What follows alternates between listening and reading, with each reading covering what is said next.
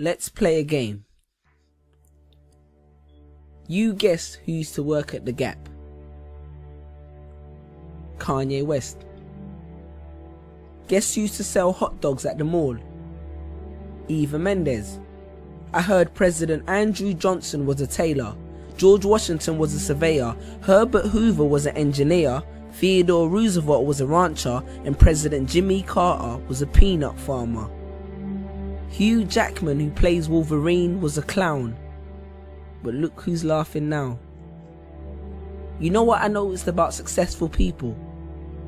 Successful people take a course of action which coincides with their belief or passion. Put your hand up if you work a 9 to 5, or 5 to 9, or just any job which you don't enjoy but takes up half your time. Well, hopefully in a couple weeks, months, days, years time, you'll be able to come back to this video, hear that first line, and keep your hand down. Because how many times have you visualized taking a pen from the manager's desk, or the one the cashier keeps behind the till, the one your supervisor places it strategically in their hair, or the one the security guard keeps behind his ear for extra intimidation, and writing your resignation?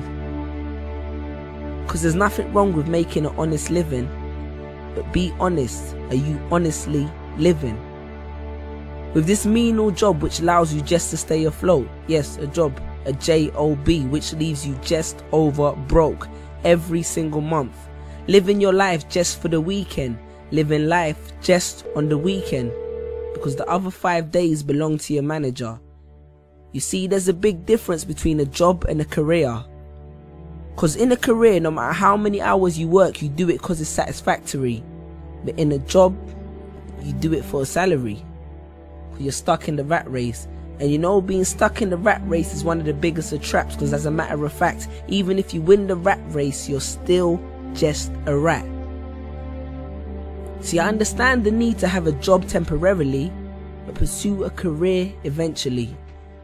Because in my job, I used to sell at least 200 shoes a day, and none of that was ever reflected in my pay. One of my colleagues once made the company 5 grand in 1 month, and you know what he got? An email, a £20 discount voucher, and a complimentary lunch. And you think you're safe because your job is commission based, until you've been working there for 3 years and the secretary with the short skirt gets a promotion because her and the boss went for dinner real late. I'm sure you can relate. But wait, are we still happy with an extra week holiday and a raise in a salary? Perhaps we need more clarity. Let's look at the statistics. Because the Industrial Revolution was beneficial technologically, but it coerced a lot of people into factories for ridiculous salaries to benefit their families, and that shaped people's mentalities exponentially, and essentially it became the norm to work for someone else by the turn of the century. And I could have regurgitated facts and figures to support this, but I choose not to boast.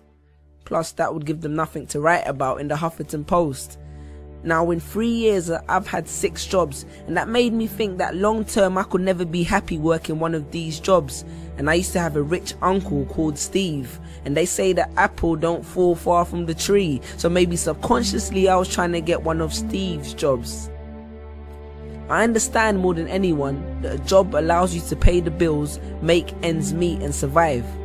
But that's exactly what it is, surviving, not living. I hope you're aware of the difference. It's like when you hear but don't listen. Because you can hear good advice, but if you don't heed it, it does no benefit to your system. The same way only knowledge with application is wisdom. I hope you're creating the distinction. Sean Corey Carter said it best. 9 to 5 is how you survive, and I'm not trying to survive. So he strived hard for his dream, and look where it took him. So bear that in mind next time you drive past that arena in Brooklyn. But then again, survival is the only trait that every human being has in common.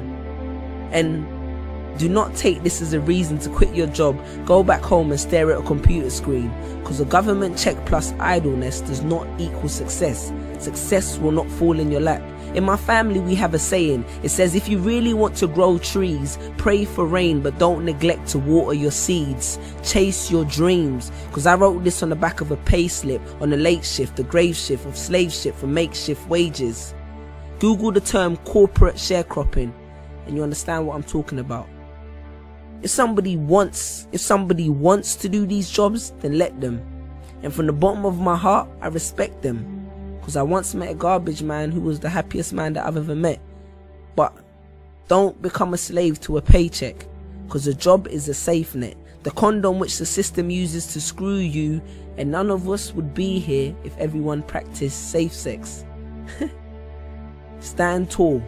And if you're not sure if you're building someone else's dream, maybe this will help. Jerry Giles said, "You will recognize your own path when you come upon it, because you will suddenly have all the energy and imagination you will ever need." And don't be afraid to innovate, because it's not about how much change you make, but rather about how much change you make. Because a business that makes nothing but money is a poor business. So you decide what your life is worth, your passion or your paycheck. Because your playing small does not serve the world. Because what is our deepest fear? It's not that we're inadequate. Our deepest fear is that we are powerful beyond measure. Confucius. Choose a job you love and you will never have to work a day in your life. Peace.